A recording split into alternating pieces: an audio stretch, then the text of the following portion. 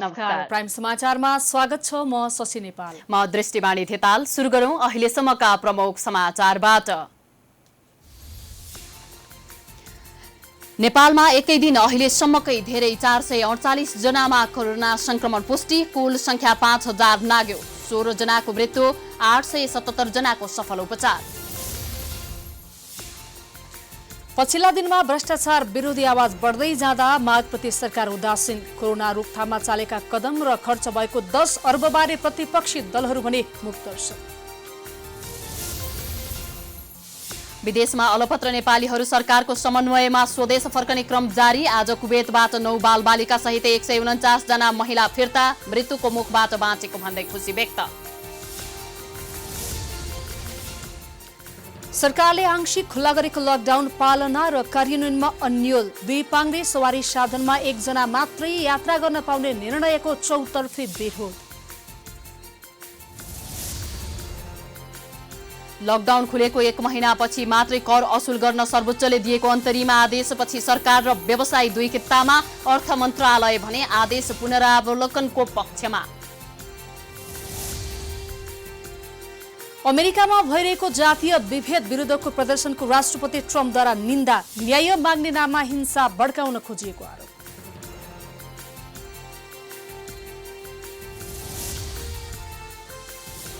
र स्पेनिस ला लिगा फुटबल अन्तर्गत शुक्रबार राति 2 खेल हुँदै कोरोना महामारीका कारण सबै खेल दर्शक बिना बन्द रङ्गशालामा।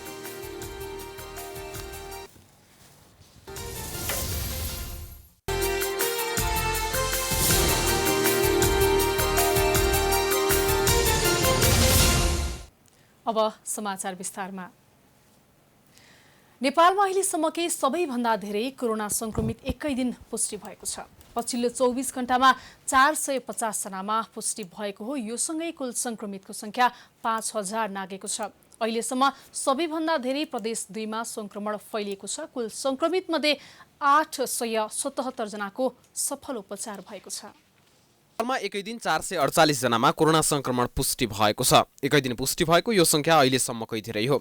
स्वास्थ्य तथा जनसङ्ख्या मन्त्रालयले शुक्रबार आयोजना गरेको नियमित मिडिया ब्रिफिङमा प्रवक्ता डाक्टर जागेश्वर गौतमले पछिल्लो 24 घण्टामा थप 448 जनामा कोरोना संक्रमण पुष्टि भएको जानकारी दिनुभएको हो। यो सँगै नेपालमा संक्रमितको संख्या 5062 पुगेको छ। त्यसैगरी पछिल्लो 24 घण्टामा कोरोना संक्रमणका कारण 1 जनाको मृत्यु भएसँगै कुल मृतकको संख्या 16 पुगेको छ। मृतक अर्घाखाँचीका 57 वर्षीय पुरुष हुन्। जम्मा संक्रमितहरूको संख्या 5062 छ। त्यसमध्ये पुरुष 4709 र महिला 353 जना हुनुहुन्छ। अर्घाखाँची जिल्लाको मालारानी 4 ब्याडापाटाको सार्वजनिक आधारभूत विद्यालयको क्वारेन्टाइनमा रहनुभएका वर्ष 57 का पुरुष श्वास प्रश्वासमा समस्या आएपछि लुम्बिनी प्रादेशिक अस्पताल बुटवलमा उपचार गराई फर्कने क्रममा कोद्रे खोला भन्ने ठाउँमा बुधबार मृत्यु भएको छ। पछिल्लो 24 घण्टामा 4709 जना पुरुष र 353 जना महिलामा कोरोना संक्रमण भएको हो। अहिलेसम्म 72 जिल्लाका नागरिकमा कोरोना संक्रमण देखिएको छ। त्यसैगरी अहिलेसम्म 877 जना उपचारपछि निको भएर डिस्चार्ज भएका छन्। कुल डिस्चार्ज भएका मध्ये 786 जना पुरुष र 91 महिला रहेका छन्। पछिल्लो 24 घण्टामा 16 जना निको भएर घर फर्किएका हुन्। तीमध्ये 4 जना महिला र 12 जना पुरुष रहेको प्रवक्ता गौतमले जानकारी दिनुभयो। नेपालमा अहिलेसम्म कुल 3,09,914 वटा परीक्षण गरिएको छ। 1,21,862 वटा पीसीआर परीक्षण र 1,88,052 वटा आरडीटी टेस्ट सम्पन्न भएको प्रवक्ता गौतमले जानकारी दिनुभयो। पछिल्लो 24 घण्टामा 5,925 वटा पीसीआर परीक्षण भएको छ भने आरडीटी विधिबाट 9,909 वटा परीक्षण भएको छ। दुवै विधि गरेर पछिल्लो 24 घण्टामा 15,834 वटा परीक्षण भएको छ। आज प्रयोगशालामा जम्मा टेस्ट भएको पीसीआर 4,414, आरडीटी 6,722 र आजसम्म पीसीआर 1,10,744 र आरडीटी 1,72,880। क्वारेन्टिनमा बसेका व्यक्तिहरू जम्मा 1,72,266। आइसोलेसनमा रहेका संक्रमितहरू जम्मा 3675 र मृत्यु भएकाको संख्या 15 छ। मन्त्रालयका अनुसार हालसम्म देशभरका क्वारेन्टाइनमा 1,58,050 जना रहेका छन्। 4,169 जना संक्रमितको आइसोलेसनमा उपचार हुँदैछ। पछिल्ला दिनमा सरकार विरोधी आवाज बढ्दै गएको छ। सरकारले कोरोना रोकथामका नाममा सकेको भनिएको 10 अर्बको हिसाब किताब माग्दै जनता सडकमा उत्रिएका छन्। कोरोनाको आरडिटी विधिको परीक्षण रोकेर PCR विधि मात्रै गर्न माग समेत भइरहेको छ। तर सरकारले यी मागलाई गम्भीरतापूर्वक लिइरहेको छैन। कोभिड-19 रोकथाम र जाँचमा ढिलासुस्ती गरेको, सरकारी खर्च पारदर्शी नभएको भन्दै शुक्रबार पनि युवाहरूले सरकार विरोधी प्रदर्शन जारी राखेका छन्। मुलुक लकडाउनमा हुँदा पनि कति बेला करका कुरा त कति बेला 10 अर्बको अनियमितता सुनेका आम नागरिक स्वस्फूर्त रूपमा सडकमा आएका हुन्। बालुवाटारदेखि विराटनगरसम्म, पोखरादेखि वीरगञ्जसम्मका 30 बढी सहरमा बिहिबार र शुक्रबार सरकार विरोधी प्रदर्शन भइरहेका छन्। प्रदर्शनमा उत्रिएकाहरूले 10 अर्बको हिसाबदेखि PCR परीक्षणसम्मको माग लेखिएका प्लेकार्ड बोकेका थिए।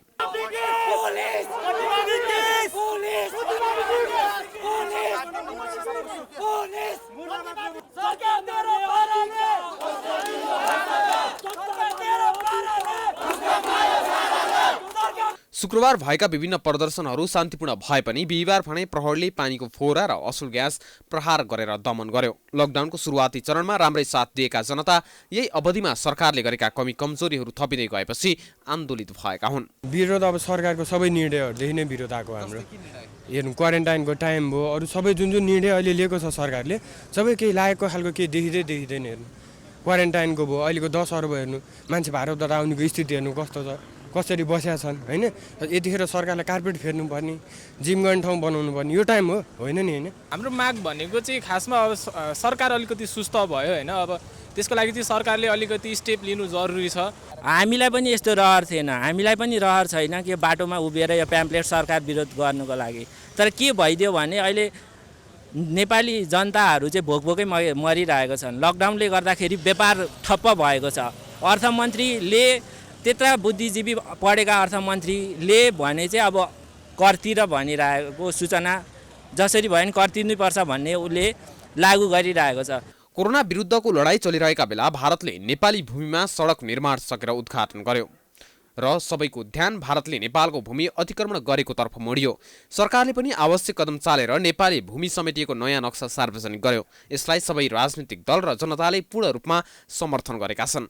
तर नक्सा सार्वजनिक गरेर प्रशंसनीय काम गरेको सरकारले कोरोना विरुद्धको लडाईँमा भने धेरै कमजोरी गर्यो, जसका कारण अहिले सडकमा जनता उत्रिएका छन्। तर जनताले उठाएका प्रश्नलाई सरकारले गम्भीरतापूर्वक लिएको छैन, जसका कारण दिन प्रतिदिन सडक तात्न थालेको छ। यो बेला सरकारले गल्ती गर्नु र जनता सडकमा आउनुले कोरोनाको महामारी झन फैलिने त्रास बढेको छ। तसर्थ सरकारले जनताले गरेका प्रश्नको जवाफ दिएर सच्चिन नै उत्तम विकल्प हुन सक्छ। प्राइम टाइम्स टेलिभिजनका लागि क्यामेरामा सुमन नेरौलाका साथ डेभिड पाण्डे, काठमाडौँ। काठमाडौँ लगायत देशका विभिन्न जिल्लाहरूमा यति बेला सरकार विरुद्ध प्रदर्शनहरू भइरहेका छन्। सडकमा आएका हजारौं युवाहरूलाई कहीँ कतैबाट परिचालित गरिएको छैन भन्ने प्रश्न पनि उब्जिएको छ। किनकि सरकार विरोधी प्रदर्शनमा प्रतिपक्षी दलहरूको उपस्थिति देखिँदैन। तर दलहरू जनताप्रति उत्तरदायी नभएकाले सरकारले गलत काम गर्दा पनि चासो नदिएको आरोप लागेको छ। सरकार विरोधी प्रदर्शन सडकमा बढिरहँदा भने प्रतिपक्षी दलहरू भने बेखबर जस्तै देखेका छन्। विगत केही दिनदेखि निरन्तर रूपमा विभिन्न समूह बनेर युवाहरूले कोरोना नियन्त्रणका क्रममा सरकारले कमजोरी गरेको, भ्रष्टाचारमा केन्द्रित भएको जस्ता आरोप लगाउँदै विरोध गरिरहेका छन्। यस सम्बन्धमा हामीले प्रमुख प्रतिपक्षी दल नेपाली कांग्रेससँग यसबारे प्रतिक्रिया लिँदा युवाहरूले सडकमा उठाएको माग जायज भएको प्रतिक्रिया दिएका छन्।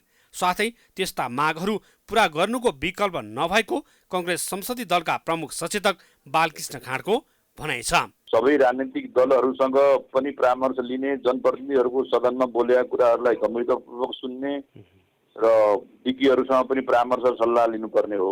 प्रधानमन्त्री उल्टै आफै हरेक कुराको चाहिने विज्ञ जस्तै अब सबै कुराको तत्काल जवाब दिनुहुन्छ, औठे जवाब दिनुहुन्छ। त्यसले पनि जनताको मन चाहिँ कुडिएको छ।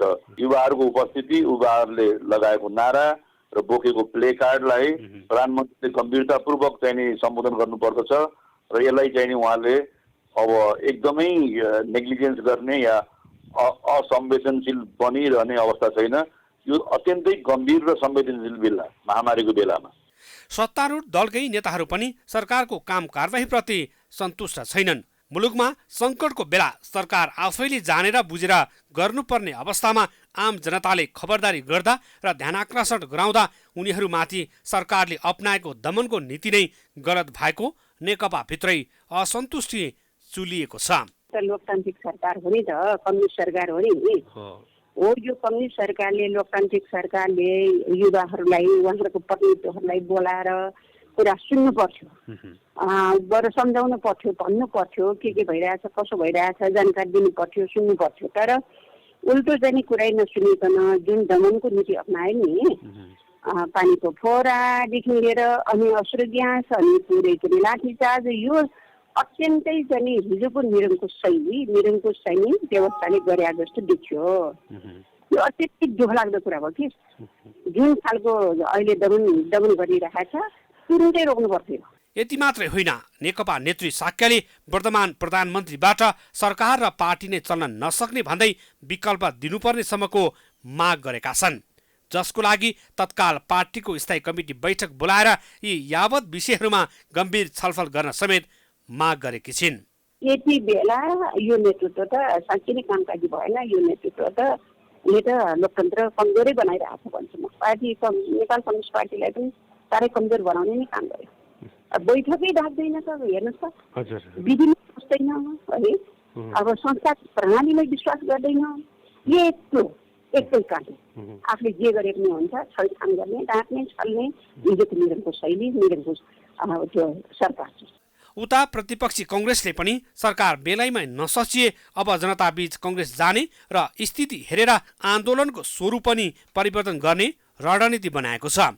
प्रमुख प्रतिपक्षी सहित सबै राजनैतिक दल, नागरिक समाज लगायत सबै क्षेत्रको साथ पाउँदा पनि सरकार कोरोना नियन्त्रणमा असफल भएको र भ्रष्टाचारमा लिप्त हुनु मुलुकै लागि दुर्भाग्य भएको भन्दै यही तरिकाले सरकार अघि बढे सरकारले ठूलो मूल्य चुकाउनु पर्ने विश्लेषकहरूले विश्लेषण गरेका छन्। प्राइम समाचारको लागि निरज तामाङ, राजनीतिक ब्युरो, काठमाडौँ। लामो समयको रस्साकस्सीपछि विदेशमा अलपत्र परेका नेपालीहरू स्वदेश फर्कन थालेका छन्। आफ्नै खर्चमा नै किन नहोस्, सरकारको समन्वयमा स्वदेश फर्कन पाएकाहरू खुसी छन्। शुक्रबार कुवेतबाट उद्धार गरेर ल्याइएकाहरू सबै महिला रहेका छन्। कोरोनाको महामारी सुरु भएपछि विभिन्न कारणले अलपत्र परेका महिलाहरू कोही गर्भवती छन् त कोही ससाना बालबच्चा काखमा च्यापेर स्वदेश फर्किएका छन्। शुक्रबार त्रिभुवन विमानस्थलमा करिब 11 बजेको समयमा 139 जना नेपाली दिदीबहिनीहरूले पाइला टेके। स्वदेशमा अनेक खण्डर खाएर सुनौलो भविष्य खोज्न विदेशिएका नेपाली दिदीबहिनीहरू विदेशमा पनि दुःख पाएपछि स्वदेश फर्किन चाहेका थिए। तर कोरोनाको सम्भावित जोखिम कम गर्न नेपाल लगायत विभिन्न देशले हवाई उडान स्थगित गरेपछि उनीहरू अलपत्र परेका थिए। धेरै दिनको प्रतीक्षापछि सरकारको समन्वयमा स्वदेश आउन पाएकाहरू निकै खुसी देखिन्थे। शुक्रबार कुवेतबाट 9 जना बालबालिका सहित 139 जना नेपाली महिला कामदारले स्वदेशको भूमि टेकेको दृश्यमा वास्तवमै दुःख पछिको खुसी झल्किन्थ्यो। सुर्खेतकी जुनु परियारको मुहारमा खुसीको उमङ्ग देखिन्थ्यो। 3 वर्ष अघिसम्म उनी सुर्खेतमा जसो तसो गरेर बसेकी थिइन्। उनले जिन्दगीमा कहिले विदेश गएर काम गर्नु पर्ला भनेर सोचेकी थिइनन्, तर उनलाई समयले कुवेततिर डोरायो। उनले कुवेतमा भोग्नु परेको मानसिक यातना सम्झिन चाहन्नन्। यो अवस्थामा नेपाल आउँदा उनी खुसी लागेको बताउँछिन्। बस्यो कोरोनाको कारणले कामहरुमा के अवरोध आयो कि हैन त्यहाँ तपाईलाई? काम त भयो। कतिपय त अबदेखि कहिले पनि विदेश नजाने बाचा समेत गरेका छन्। 3 वर्ष कुवेतमा बसेर काम गरेकी झापाकी काजल हाङजोङ अब भने कुवेत नफर्किने बताउँछिन्। फर्केर त एकदम मलाई खुसी लागेको छ, एकदम रमाइलो, किनकि हैन अब यस्तो अवस्थामा कोरोना भाइरसको अवस्थामा गर्दा अर्को देशमा गरे आफ्नो ज्यान नेपाल आयो, म त्यसमै खुसी छु। यस्तै बाराकी सङ्गीता माझी पनि आफ्ना साथीहरूको मृत्यु भएको कारण आफू पनि नेपाल फर्किन पाइँदैन कि भन्नेमा पुगिसकेकी थिइन्। तर ढिलै भए पनि स्वदेश फर्किन पाउँदा आफूलाई भाग्यमानी ठानेकी छिन्। आउनु पायो भने धेरै रमाइलो लाग्यो नि। बाँचेर आयौँ, कति मान्छे त मरे त्यहाँ कुवेतमा। हाम्रो साथी त मरेन, अरूहरू चाहिँ मर्यो, थाहा भएन। हामी चाहिँ 3 महिना चाहिँ कामै नगरिकन बसेको बन्दले गर्दा। नोभेल कोरोना भाइरसका कारण विभिन्न मुलुकमा समस्यामा परेका नेपालीहरूलाई सरकारले प्राथमिकताका आधारमा उद्धार गरिरहेको छ। विभिन्न मुलुकमा अलपत्र परेका नेपालीलाई सरकारले 23 जेठमा म्यानमारबाट 26 र दुबईबाट 168 जना नेपाली कामदारलाई उद्धार गरेको थियो। प्राइम टाइम्स टेलिभिजनका लागि क्यामेरामा सञ्जित गोपालीका साथ लक्ष्मी विश्वकर्मा, काठमाडौँ। राजपा र समाजवादी मिलेर बनेको जनता समाजवादी पार्टी नेपालले संविधानको अनुसूची 3 संशोधन गर्न संसदमा प्रस्तुत विधेयकको पक्षमा मतदान गर्ने निर्णय गरेको छ।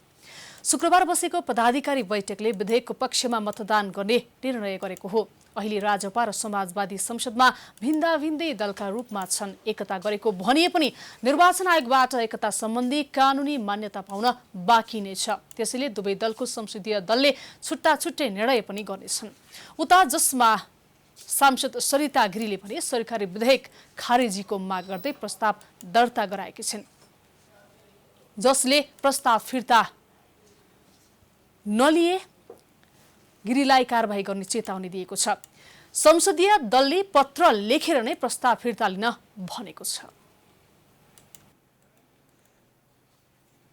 सरकारले कोरोना संक्रमण नियन्त्रण सम्बन्धी उच्चस्तरीय समन्वय समितिलाई निष्क्रिय बनाएर कोभिड-19 संकट व्यवस्थापन सीसीएमसीलाई शक्तिशाली बनाएको छ। दुवै संयन्त्रको नेतृत्व उपप्रधानमन्त्री तथा रक्षामन्त्री ईश्वर पोखरेलले नै गर्नुभएको थियो। समितिको काम प्रभावकारी नभएको भन्दै आलोचना भइरहेका बेला समितिलाई निष्क्रिय बनाएर सीसीएमसीलाई थप प्रभावकारी बनाउन लागिएको हो। मन्त्री परिषदको पछिल्लो बैठकले सीसीएमसीमा 4 जना मन्त्री थपेर सोही संयन्त्रलाई बलियो बनाएको हो। सीसीएमसीमा कृषि मन्त्री घनश्याम भूषाल, परराष्ट्र मन्त्री प्रदीप गेवाली, पर्यटन मन्त्री योगेश भट्टराई र ऊर्जा मन्त्री वर्षमान पुन थपिएका छन्।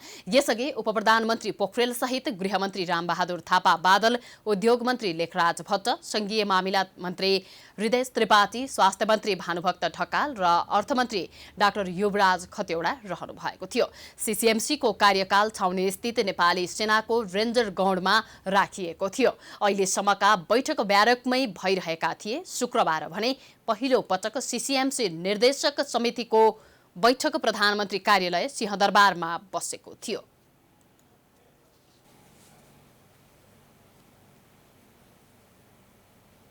समाचारको सिलसिला जारी छ, हामी विश्रामपछि आउँछौँ।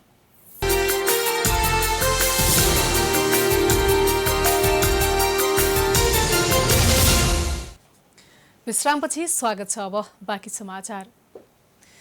सरकारले कोभिड-19 को संक्रमण रोक्न लागू गरेको लकडाउनलाई केही खुकुलो बनाएको छ। विगतदेखि नै सञ्चालन गरिएको अत्यावश्यक सेवालाई कायम राख्दै व्यापार व्यवसाय सञ्चालन तथा सर्वसाधारणको हिडडुलमा सहजीकरण गराउने सरकारले निर्णय त गर्यो, तर कतिपय निर्णयले सर्वसाधारणलाई थप अन्यल र असहजता बढाएको छ। संक्रमण नियन्त्रण भन्दै सरकारले गरेको बन्दाबन्दीको शुक्रबार 81 दिन पूरा भएको छ। लामो समयसम्मको बन्दाबन्दीमा सरकारले कुनै राहतको व्यवस्था नगर्नु तथा कोरोना परीक्षणमै पनि प्रभावकारी काम गर्न नसकेको भन्दै आम नागरिकहरूले स्वस्फूर्त रूपमा लकडाउन उल्लङ्घन गर्न थाले। त्यसपछि बाध्य भएर सरकारले लकडाउन खुकुलो बनाएको हो।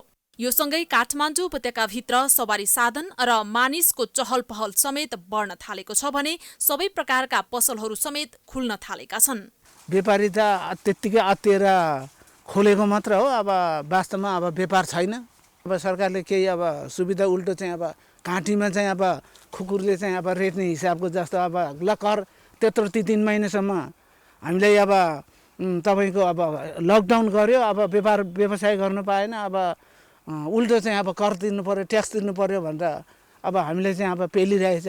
मन्त्री परिषदको बुधबारको बैठकले पहिलो चरणमा स्वास्थ्य सेवासँग सम्बन्धित सबै सेवा, निजी क्लिनिक, पेट्रोलियम पदार्थको ढुवानी र बिक्री वितरण, बैंक तथा वित्तीय संस्था, सहकारी र बीमा सेवा, पुस्तक पसल तथा स्टेशनरी, सबै प्रकारका ढुवानी सेवा लगायतका 21 प्रकारका सेवामा खुकुलो बनाउने निर्णय गरेको थियो। यता कोरोनाको संक्रमण दिन प्रतिदिन वृद्धि भइरहेको बेलामा पसल बन्द गरेकै राम्रो हुने हो, तर सरकारले व्यवसायीहरूको लागि उचित निर्णय नगरेको कारण आफूहरू मारमा परेकोले बाध्य भएर जोखिम मोलेर भए पनि पसल खोल्नु परेको व्यवसायीहरूको गुनासो छ। अब हाम्रो यस्तो छ, हामीहरूको रेन्टहरू भनेको धेरै हाई हुन्छ।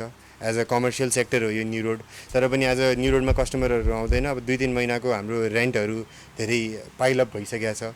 अब त्यो पनि केही न केही नेगोसिएसन, अब जुन हिसाबले एउटा सर्टेन % नेगोसिएसन गरिदिनु पऱ्यो हाम्रो लागि।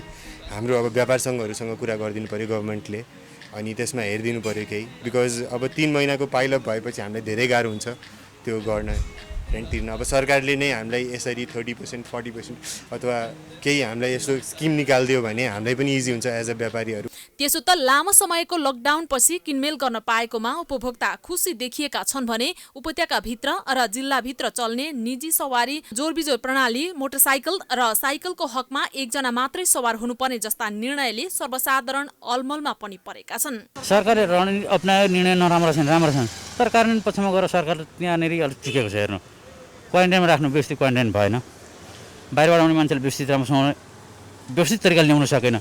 आज मैले हेरेँ होइन, जोरबिजोर हेर्नु अनुमति छ, जोरबिजोर त लागू गरौँ, बाइकमा हो कि गाडीमा मात्रै हो, निजी सवारी साधन भनेको छ।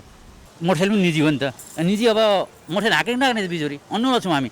म आफै पनि के भने अब बिजोरी लिएर जाने कि नजाने, 2 जना चढ्न नपाउने हुनु। जस्तै पासवाला छन्, अनिवार्य पासवाला छन्, पासवालाले अफिस आउनुपर्छ, अफिस आउँदा 2 जना आउँछन्। ती पासवालाले 2 जना पनि चढ्न पाउने नपाउने। यो लकडाउन अवधिमा मैले के पीडा भोग्नु पर्यो भनेदेखि एउटा मेरो छोरीको लागि लुगा किन्न पनि मैले पाइराखेको थिइनँ। आज आएर अहिले फ्याटोफुटो जुन दोकान खुलेको छ त्यसको लागि अब हाम्रो ग्राहक महानुभावहरूलाई जे होस् अलिकता सहज भएको छ भन्ने कुरा मलाई लागेको छ। तर अब चाहिँ खुल्नुपर्छ। यसरी हेर्दा सरकारको केही निर्णयले नागरिकहरूलाई राहत मिलेको भए पनि कोरोना जोखिम बढ्ने भन्दै आलोचना पनि भइरहेको छ। लकडाउनको सुरुवाती दिनदेखि नै उचित निर्णय गर्न नसकेको सरकारले पटक पटक आलोचना बेहोर्दै आएको छ। क्यामेरामा भास्कर भट्टाचार्यको साथमा रितासमा मुखिया, काठमाडौँ। नेपालमा अलपत्र भएका विदेशीलाई उनीहरूको देश पुर्याउने क्रममा सरकारले खटाएका एजेन्टहरूले मनलाग्दे भाडा असुलेको खुलेको छ।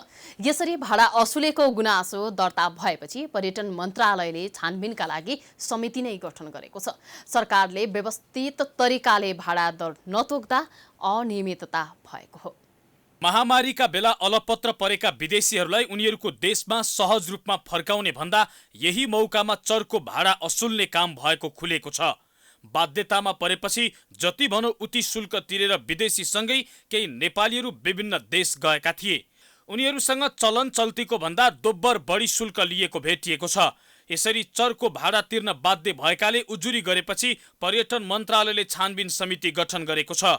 हङकङ र जापान लाने क्रममा ट्राभल एजेन्टहरूले मनलाग्दी शुल्क लिएको गुनासोपछि बिहिबार 5 सदस्यीय छानबिन समिति गठन गरिएको पर्यटन मन्त्रालयका सहप्रवक्ता राजन पौडेलले जानकारी दिए।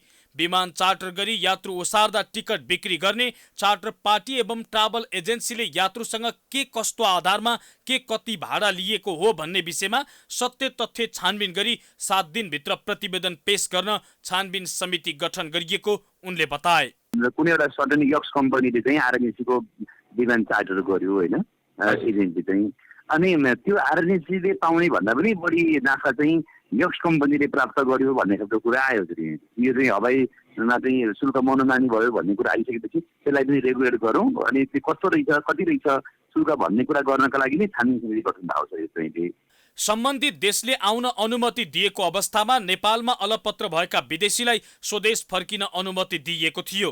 सरकारी अनुमतिपछि त्यो काम एजेन्ट अर्थात् ट्राभल एजेन्सीहरूले गरेका थिए।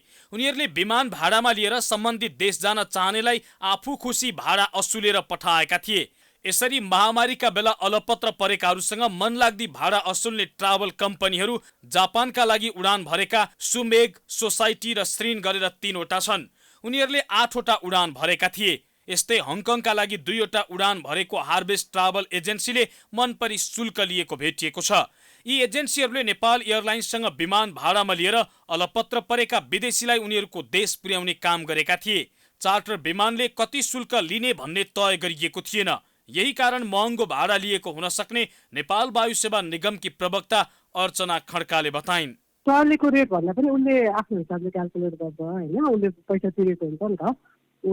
जस्तो महँगै पर्छ चार्टर उडानहरू होइन, अनि त्यसमा उसले हिसाब गरेर 70% 80% अकुपेन्सी राखेर उसको दुईतिरकै भाडा उठ्ने गरेर फेयर हिसाब गरेको हुन्छ। त्यो हुँदा चाहिँ अलिकति चार्टर उडानमा फेयरहरू महँगो हुन्छ। पहिला तोकेको थिएन, पहिला अहिले भर्खरै तोकेर त्योभन्दा बढी चाहिँ लिन नपाउने भनेर भनेको जापानको चाहिँ। न विमान भाडामा लगाएको नेपाल एयरलाइन्सले यति मात्र भाडा लिनु भन्यो, न मन्त्रालयले नै भाडा दर तोक्यो, जसका कारण महामारीमा अलपत्र परेकाहरूसँग ट्राभल एजेन्टहरूले चर्को शुल्क असुलेका थिए। यी एजेन्टहरूको बदमासीका विषयमा बल्ल छानबिन गर्न थालिएको छ। उनीहरूमाथि कारबाही हुन्छ वा चोख्याइन्छ त्यो भने हेर्न बाँकी नै छ। देशभक्त जनगणतान्त्रिक मोर्चा नेपालले मिलेनियम च्यालेन्ज कर्पोरेसन एमसीसी सम्झौता खारेज नभएसम्म सङ्घर्ष जारी राख्ने जनाएको छ। एमसीसी सम्झौता खारेज गर्नुपर्ने माग राख्दै शुक्रबार काठमाडौँको माइतीघरमा विरोध प्रदर्शन गर्दै मोर्चाले सङ्घर्षलाई निरन्तरता दिने जनाएको हो। मोर्चाले सम्झौता मुलुकको राष्ट्रियता र अखण्डताको हित विपरीत रहेको भन्दै एमसीसी खारेज गर्नुपर्ने सहितका प्लेकार्ड सहित विरोध प्रदर्शन गरेको थियो। प्रदर्शनमा मोर्चाका अध्यक्ष सीपी गजुरेलले मुलुक बचाउन क्रान्तिकारी शक्ति एक हुनुपर्ने बेला आएको बताउनु भयो। उठ्ने हो भने त्यसको नेतृत्व अर्कैले लिएर हिँड्छ। त्यो अहिले त्यो सम्भावना बढेर गएको छ। हिजो देशका प्रमुख सहरहरूमा मान्छे उत्साहका साथ युवाहरू जम्मा भएका थिए। ती सबै दलालहरू होइन, तिनीहरूका यो अहिले अति जो भइरहेको छ, यो अतिको चाहिँ कहाँबाट चाहिँ निकास पाइएला भनेर उनीहरू त्यसमा सम्मिलित भएका हुन्। प्रदर्शनमा सहभागी भएकाहरूले एमसीसी खारेज गर्न माग गर्दै चर्का नारा लगाउँदै विरोध प्रदर्शन गरेका हुन्। उनीहरूले एमसीसी राष्ट्रको हितमा नरहेको भन्दै सरकार विरोधी नारा लगाएका थिए। एमसीसी सम्झौता राष्ट्रघाती रहेको दाबीसहित त्यसलाई पारित गर्न नहुने भन्दै सदन र सडकमा विरोध चर्किरहेको छ।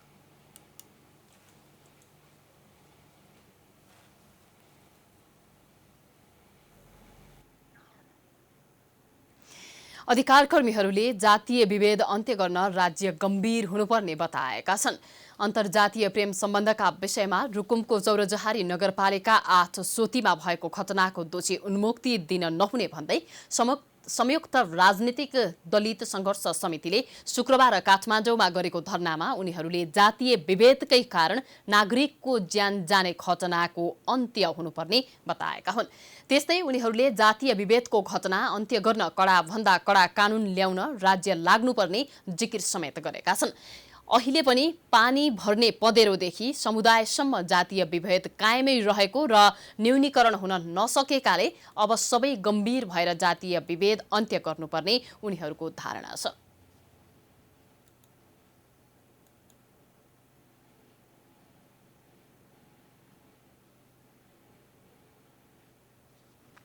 गैरदलित प्रेमिकालाई भगाएर बिहे गर्न जाजरकोटबाट रुकुम पश्चिमको चौरजहारी नगरपालिका 8 सोती गएका नवराज विक सहित 18 जनालाई स्थानीयले कुटपिट गरेका थिए। त्यसमा नवराज सहित 6 जनाको ज्यान गएको थियो।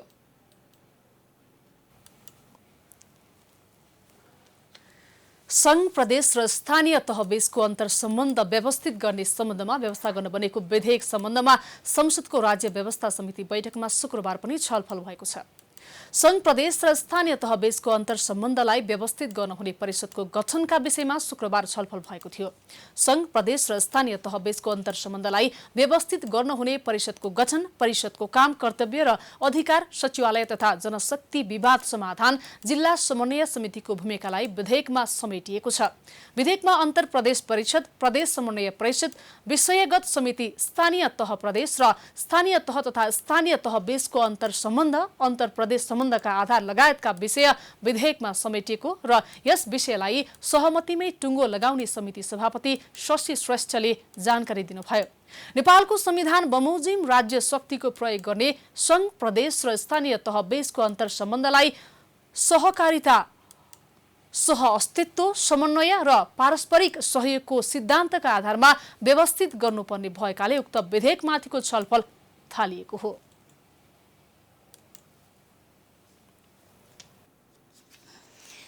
लकडाउनको समयमा पनि पोखरामा विकास निर्माणको कामले निरन्तरता पाएको छ। पोखराको व्यस्त सडक सृजना चोकमा खानेपानी पाइपलाइन विस्तारको कामले तीव्रता पाएको हो।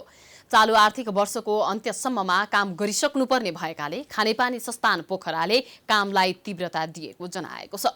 लकडाउनको समयमा पनि सामाजिक दूरी कायम गर्दै आफूहरूले पाइपलाइन विस्तारको कामलाई निरन्तरता दिएको खानेपानी संस्थानका पोखराका कर्मचारी हर्क गुरुङले जानकारी दिनुभयो। गर्नुपर्ने सरहरूले राख्नुभएको यो टेन्डरको प्रक्रिया हो। लकडाउनको अवधिमा पनि अब आर्थिक यो धेरै समय लकडाउन हुने भएर यो सामाजिक दूरी कायम गरेर थोरै मजदुर राखेर काम गर्ने भनेर कार्यालय प्रमुखको आदेशबाट उयो गरेको। यो सप्लाईहरूलाई हो कि यो रामबजार क्षेत्र एयरपोर्टको क्षेत्रलाई सप्लाईको लागि मेन लाइनको हो। असार मसान्तसम्ममा सृजना चोकदेखि पृथ्वी चोक हुँदै बस पार्कसम्मको सडकमा पाइपलाइन विस्तारको कार्य सकिसक्नुपर्ने भएकाले कामलाई तीव्रता दिएको उहाँले बताउनु भएको छ। लकडाउनको समयमा काम नपाएर घरमै बस्नुपर्दा खानेपानी संस्थानले दिएको कामले राहत मिलेको मजदुरहरूको भनाइ छ।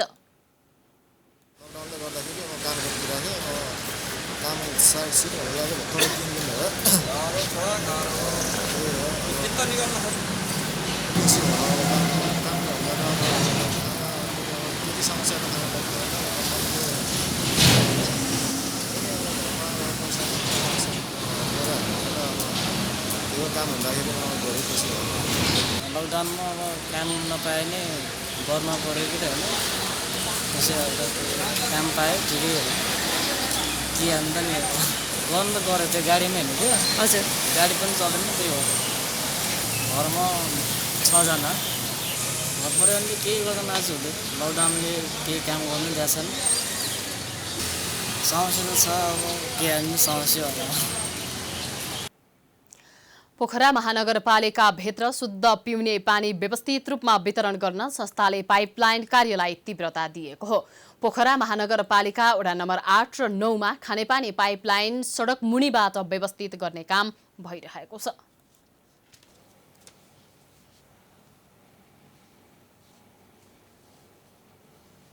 समाचारको सिलसिला जारी छ। हामी विश्रामपछि आउँछौं। विश्राम अघि मुख्य समाचार पुनः एकपटक। नेपालमा एकै दिन अहिलेसम्मकै धेरै 448 जनामा संक्रमण पुष्टि। कुल संख्या 5000 नाग्यो। 16 जनाको मृत्यु, 877 जनाको सफल उपचार। पछिल्ला दिनमा भ्रष्टाचार विरोधी आवाज बढ्दै जाँदा मागप्रति सरकार उदासीन। कोरोना रोकथाममा चालेका कदम र खर्च भएको 10 अर्ब बारे प्रतिपक्षी दलहरू भने मूकदर्शक। विदेशमा अलपत्र नेपालीहरू सरकारको समन्वयमा स्वदेश फर्कने क्रम जारी। आज कुवेतबाट 9 बालबालिका सहित 149 जना महिला फिर्ता। मृत्युको मुखबाट बाँचेको भन्दै खुसी व्यक्त। सरकारले आंशिक खुला गरेको लकडाउन पालना र कार्यान्वयनमा अन्यल। 2 पाङ्ग्रे सवारी साधनमा 1 जना मात्रै यात्रा गर्न पाउने निर्णयको चौतर्फी विरोध।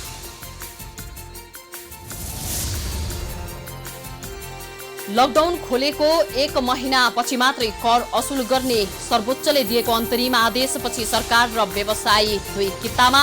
अर्थ मन्त्रालय भने आदेश पुनरावलोकनको पक्षमा। अमेरिकामा भइरहेको जातीय विभेद विरुद्धको प्रदर्शनको राष्ट्रपति ट्रम्पद्वारा निन्दा। न्याय माग्ने नाममा हिंसा भड्काउन खोजिएको आरोप।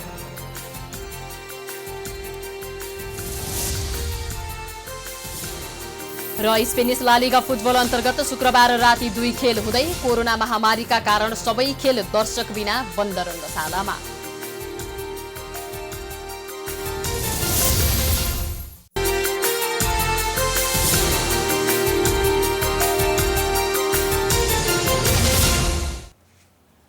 विश्रामपछि पुनः स्वागत छ। अब आर्थिक समाचार।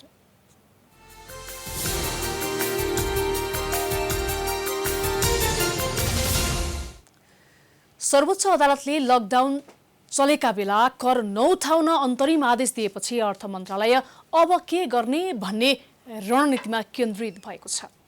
सर्वोच्चले लकडाउन खोलेको 30 दिनपछि मात्रै कर असुल गर्न भनेको छ, जसले गर्दा मन्त्रालय अप्ठ्यारोमा परेको देखिन्छ। एकातर्फ अदालतले दिएको आदेशबाट व्यवसायी खुसी भएका छन् भने अर्कोतर्फ अर्थ र आन्तरिक राजस्व विभाग भने पुनरावलोकनको लागि जाने भएको छ। तोकिएको समयभित्र कर बुझाउनु भन्ने विषयमा सर्वोच्च अदालतले कर भुक्तानीको समय थप्न अन्तरिम आदेश दिएपछि अर्थ मन्त्रालय पुनरावलोकनका लागि सर्वोच्च अदालत जाने भएको छ। सरकार र मुद्दा हाल्ने दुवै पक्षको बहस सुनेर सर्वोच्चको संयुक्त इजलासले कर तिर्न समय बढाउन अन्तरिम आदेश दिएपछि अर्थ मन्त्रालयमा अर्थ सचिव, राजस्व सचिव र विभागका महानिर्देशकको गोप्य छलफलपछि उक्त आदेशको विरुद्धमा अदालतमा जाने भएको हो। सर्वोच्चको अन्तरिम आदेशपछि सरकार सञ्चालनमै अप्ठ्यारो हुने भन्दै अर्थ मन्त्रालय पुनरावलोकनका लागि जाने तयारी गरेको छ। विज्ञहरू भने संयुक्त इजलासको आदेश पुनरावलोकन गर्न प्राविधिक रूपमा जान नमिल्ने बताउँदै आएका छन्। सर्वोच्चको आदेशले अर्थ मन्त्रालयलाई ठूलो झड्का पुगेको छ। आदेशको प्रति आएपछि बिहीबार अर्थ मन्त्रालयमा अर्थ सचिव शिशिर ढुङ्गाना, राजस्व सचिव रामशरण पुडासैनी, सहसचिव यज्ञ ढुङ्गेल र आन्तरिक राजस्व विभागका महानिर्देशक विनोद कुवर सहित छलफल भएको थियो। सर्वोच्चको आदेश पाएपछि पुनरावलोकनका लागि कसरी जाने बारेमा कानून व्यवसायीसँग सचिव ढुङ्गानाले छलफल सुरु गरेका थिए। तर नेपाल चेम्बर्स अफ कमर्सका वरिष्ठ उपाध्यक्ष राजेन्द्र मल्लले अदालतले दिएको आदेशले व्यवसायलाई राहत भएको बताएका छन्। अर्थ मन्त्रालय सो आदेशका विरुद्धमा पुनरावलोकनका लागि जान खोजेको प्रति उनले असन्तुष्टि व्यक्त गरे। हामी चाहिँ स्वतः र चाहिँ एउटा नेचुरल रूपमा प्राकृतिक रूपमा व्यवसाय गर्न हामीले धेरै कुरा त्यसो चाहिँ हामीलाई जानकारीमा छैन, थाहा छैन। तर के भने सरकार भनेको चाहिँ एउटा गार्जियन हो होइन। र फेरि अब न्यायालयले भएकोलाई पनि फेरि पुनरावलोकन गर्ने, फेरि चाहिँ उ गर्ने भन्ने कुरा अब न्यायालय र सरकार लडिराख्ने भन्ने कुरा त अब त होइन होइन। न्यायालयले भने पनि यो जनताकै पक्षमा केही भनेको यहाँ स्वतः चाहिँ व्यवसायलाई गरेको मर्काको विषयमा सहानुभूति राख्नुपर्छ। यो सरकार आफै मुद्दा मामलामा जाने भनेको चाहिँ अलिकति स्वाद। आन्तरिक राजस्व विभागको असार 7 गतेसम्म कर चुक्ता गर्न सरकारलाई दिएको निर्देशन अहिले सो विभागलाई भारी हुन पुगेको छ। सर्वोच्च अदालतले लकडाउन पूर्ण रूपमा अन्त्य भएको 1 महिनासम्मको म्याद करदातालाई दिन सरकारको नाममा गरेको आदेशले नेपालको कर प्रशासनलाई समस्या पारेको हो। सरकारले कर तिर्ने समयलाई बढाएर सहुलियत दिनुपर्ने व्यवसायीहरूको संयुक्त नेपाल उद्योग वाणिज्य महासंघले समेत जनाएको छ। विद्यमान असहज परिस्थितिमा उद्योगी व्यापारीहरूलाई भ्याट, कर, राजस्व आदि तिर्ने समय सीमा बढाउने र सक्दो छुट दिन माग समेत गरेको छ। आउँदो मौद्रिक नीति मार्फत पुनर्कर्जा, ऋण तथा ब्याज दरमा समेत विशेष व्यवस्था हुने तथा स्थानीय कर, व्यवसाय कर आदिमा सहुलियत तथा छुटको व्यवस्था समेत गर्न व्यवसायीहरूको छाता संगठनहरूले सरकार समक्ष आग्रह समेत गरेका छन्। कर बुझाउने मिति खारेज गर्ने सम्बन्धित रिटमा सर्वोच्च अदालतले जारी गरेको अन्तरिम आदेश विरुद्ध अर्थ मन्त्रालय र आन्तरिक राजस्व कार्यालयले भ्याकेट निवेदन शुक्रबार दर्ता गरेको छ। लकडाउन खोलेको 30 दिनभित्र कर असुल गर्नु भन्ने सर्वोच्च अदालतको अन्तरिम आदेश विरुद्ध भ्याकेट निवेदन दर्ता गरिएको मन्त्रालयले जनाएको छ। अर्थ मन्त्रालय र आन्तरिक राजस्व कार्यालयको महान्यायाधिवक्ता कार्यालय मार्फत अन्तरिम आदेशको बदरको माग गर्दै भ्याकेट दर्ता गरिएको हो। भ्याकेटमा अन्तरिम आदेश जारी हुनका लागि कुनै गम्भीर कानुनी त्रुटि भएको वा अपूरणीय क्षति भएको अवस्थामा मात्रै अन्तरिम आदेश जारी हुने भए पनि सिद्धान्त प्रतिपादन भइसकेको अवस्थामा कस्तो कानुनको त्रुटि हो र निवेदकलाई के कस्तो अपूरणीय क्षति हो भन्ने समेत देखाउन नसकेकाले अन्तरिम आदेश बदर गर्न माग गरिएको छ। सरकारको उक्त निर्णय कार्यान्वयनमा रोक लगाउँदा आम्दानीको मुख्य स्रोत नै राजस्व भएको र अन्तरिम आदेशले राजस्व पूर्तिमा अपूरणीय क्षति भई गम्भीर सङ्कट उत्पन्न हुन सक्ने अवस्था हुँदा समेत त्यसको विश्लेषण नगरी अन्तरिम आदेश जारी गरिएको अर्थ मन्त्रालयको जिकिर छ।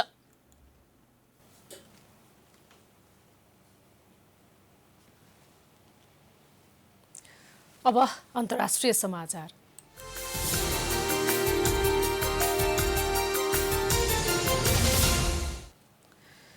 कोरोना भाइरस अर्थात् कोभिड-19 रोगबाट विश्वभर मृत्यु हुने व्यक्तिको संख्या 4,24,000 नाघेको छ। साथै यस संक्रमणबाट विश्वभर करिब 76,26,000 जना संक्रमित भएका छन्।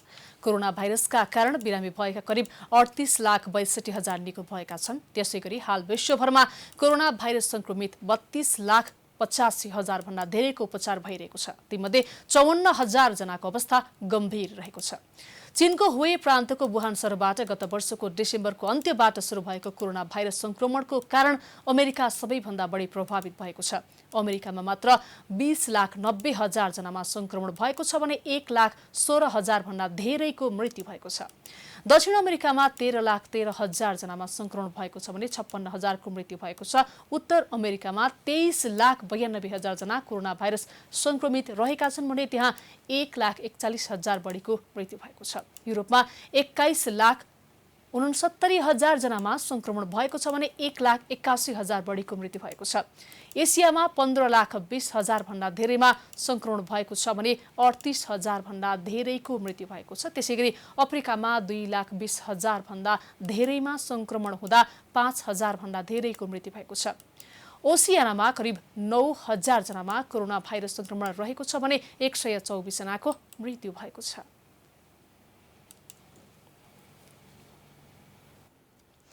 अमेरिकी राष्ट्रपति डोनाल्ड ट्रम्पले जातीय विभेद विरुद्धको प्रदर्शनको निन्दा गरेका छन्। आफ्नो चुनावी अभियानका क्रममा राष्ट्रपति ट्रम्पले जातीय विभेद विरुद्ध भएका प्रदर्शनहरू हिंसात्मक भएको भन्दै तत्काल रोक्न निर्देशन समेत दिएका छन्।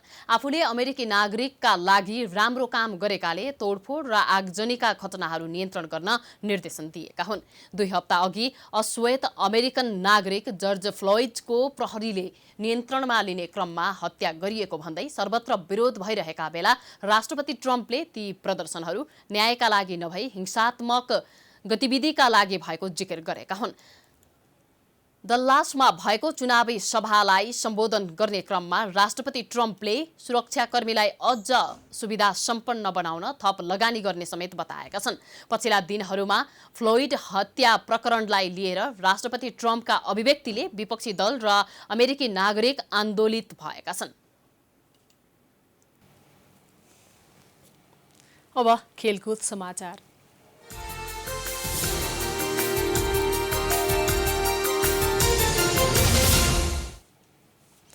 कोरोना भाइरसको महामारी यथावत नै हुँदा सुरु भएको स्पेनिस ला लिगा फुटबल अन्तर्गत शुक्रबार 2 खेल हुँदैछ। शुक्रबार हुने खेलमा ग्रानाडा र गेटाफे तथा भ्यालेन्सिया र लेभान्टे बीच प्रतिस्पर्धा हुँदैछ। ग्रानाडा र गेटाफे बीचको पहिलो खेल नेपाली समयअनुसार 11:15 बजे सुरु हुनेछ। घरेलु मैदानमा ग्रानाडा जित निकाल्दै अङ्क तालिकामा आफ्नो स्थान सुधार गर्ने योजनामा हुनेछ भने गेटाफे घरेलु टोलीलाई पराजित गर्दै 4थो स्थानमा उक्लन चाहन्छ। ग्रानाडा 38 अङ्कसहित 9 स्थानमा रहेको छ। 46 अङ्क जोडेको गेटाफे 5औं स्थानमा रहेको छ। यस्तै भ्यालेन्सिया र लेभान्टे बीचको खेल राति 1:45 बजे सुरु हुनेछ। 42 अङ्क जोडेको भ्यालेन्सिया लिगको 7औं स्थानमा छ। 33 अङ्क जोडेको लेभान्टे 13औं स्थानमा रहेको छ। कोरोना महामारीकै बीच सुरु भएको खेलहरू दर्शक बिना बन्द रङ्गशालामा खेलाइएको छ।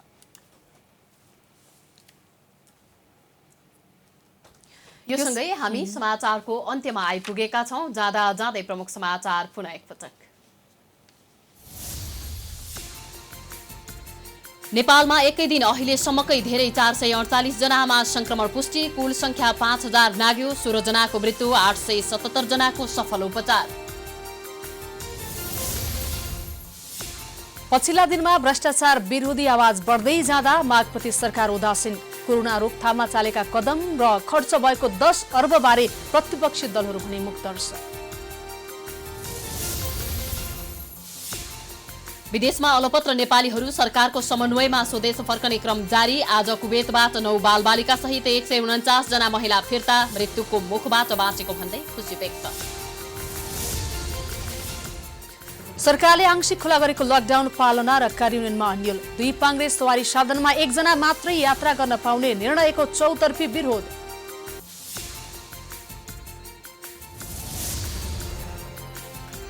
लकडाउन खुलेको 1 महिनापछि मात्रै कर असुल गर्न सर्वोच्चले दिएको अन्तरिम आदेशपछि सरकार र व्यवसायी 2 किस्तामा। अर्थ मन्त्रालय भने आदेश पुनरावलोकनको पक्षमा। अमेरिकामा भइरहेको जातीय विभेद विरुद्धको प्रदर्शनको राष्ट्रपति ट्रम्पद्वारा निन्दा, न्यायमाग्नामा हिंसा भड्काउन खोजिएको आरोप।